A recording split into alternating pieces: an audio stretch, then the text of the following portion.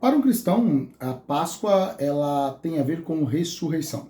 É a ressurreição de uma pessoa, de um ser humano, que na perspectiva cristã também era Deus, Jesus Cristo, e esse ato, essa ação, esse fato, dentro da perspectiva cristã que está registrado nos evangelhos, repetidos depois nas cartas de Paulo e tudo mais, esse é um fato que é transformador, gera vida, nova vida e transformação para todo aquele que crê e que tem contato com esse fato.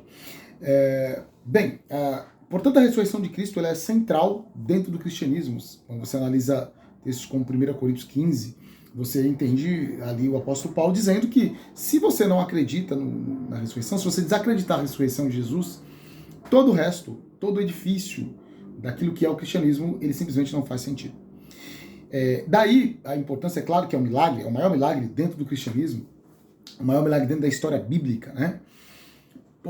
Porém, como milagres, né, você não tem uma prova científica, você não consegue provar cientificamente milagres, porque se provados cientificamente deixam de existir na categoria milagres e passam a ser outra coisa. Mas é interessante porque você consegue ver as evidências ou não de um determinado milagre. Por exemplo, a ressurreição de Jesus é um milagre que, embora você não possa analisar da perspectiva da biologia, da química, da física, né? Você pode analisar da perspectiva da história pelos textos que foram escritos. E aí, quando você olha historicamente para as evidências, ou seja, será que quando eu olho para os textos, os registros que estão escritos, eles apontam mais para que esse fato ele tenha acontecido ou ele não tenha acontecido? E aí, se aconteceu, portanto, se torna um fato histórico e sai apenas da perspectiva mística, né? Ainda que continua sendo algo místico, sobrenatural, inexplicável da perspectiva humana, mas você tem ali evidências escriturísticas, ou seja, a partir de escrituras, não só a Bíblia, mas outros, né, que revelam a validade, pelo menos da perspectiva da crença daqueles que participaram ali, que obviamente tinham muito mais a dizer do que eu e você, que estamos de fora. Né? E aí quando você olha para livros como esse aqui, que é um livro meio...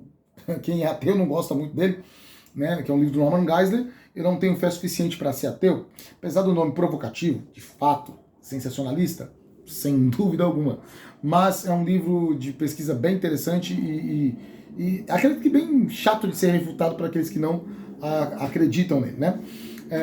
O Norman Geisler, lá pelas tantas, ele vai falar o seguinte, no capítulo 12, Jesus realmente ressuscitou os mortos. E aí ele levanta, vou só ler esses pontos aqui para a gente te deixar uma reflexão,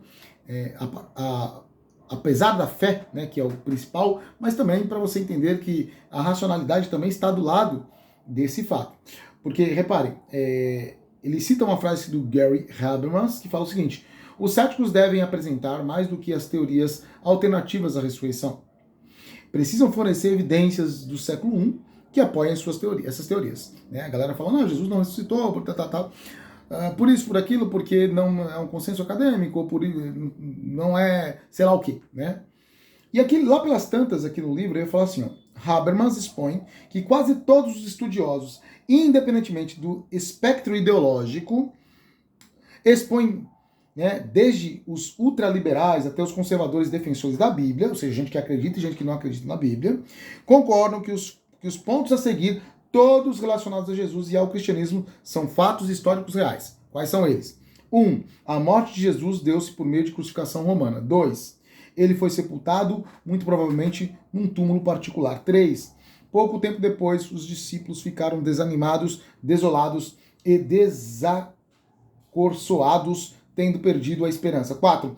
O túmulo de Jesus foi encontrado vazio pouco tempo depois de seu sepultamento. 5. Os discípulos tiveram experiências que acreditaram ser aparições reais do Jesus ressurreto.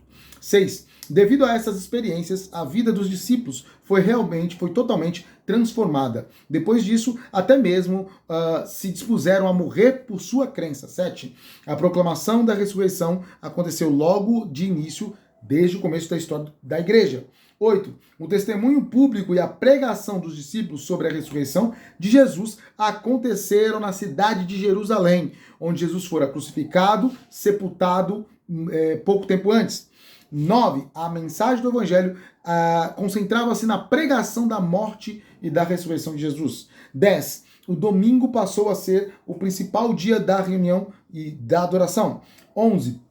Tiago, irmão de Jesus, cético antes desse evento, converteu-se quando acreditou que também vira o Jesus ressurreto. E 12, 12º e último, poucos anos depois, Paulo de Tarso, Saulo, tornou-se cristão devido a uma experiência que ele também acreditou ter sido uma aparição do Jesus ressurreto. A aceitação desses fatos faz sentido à luz daquilo que vimos até aqui. As evidências nos demonstram os pontos a serem apresentados a seguir, aí ele vai continuar. Qual que é a questão aqui, né, gente? A questão que nós conseguimos ver é que acadêmicos concordam que algo aconteceu de extraordinário ali, a ponto de extraordinário não sei, mas que aconteceu algo ali que fez os discípulos acreditarem piamente e a ponto de contar que Jesus Cristo tinha saído do túmulo vivo 3 dias depois, que eles haviam visto. E eles falam isso para pessoas que poderiam facilmente ter negado a fala deles e, portanto, a avalanche, né, de pregações, de evidências ali e da vida deles era para mostrar que eles estavam equivocados e não ir para frente essa história se ela fosse inverídica, né?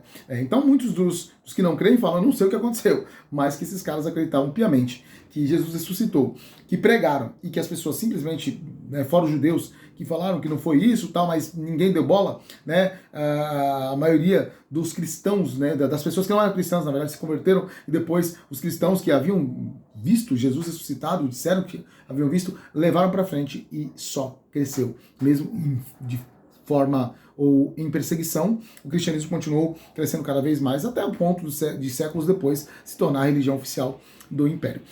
A questão transformadora é a história de Jesus, transformadora é a pregação de Jesus, e ela também pode ser vista como um fato histórico. Então alguém não pode falar assim, olha, eu não acredito porque não faz sentido, ou porque é uma mentira ou um engano. Se alguém falar isso, até pode falar, né, na verdade, mas falar isso vai ter que arrumar evidências melhores do que só dizer eu não acredito. Talvez a pessoa não acredite porque ela não quer acreditar, mas dizer que não faz sentido, né, dizer que não é provável, isso aí não parece ser o mais correto. Que Jesus possa abençoar a minha vida e a sua vida, e que a luz dele, né, diante de todos os fatos, mas além disso, pela pregação da palavra, possa ser transformador na minha vida e na sua vida. Que tenhamos sempre uma feliz Páscoa, porque ele, de fato, ressuscitou.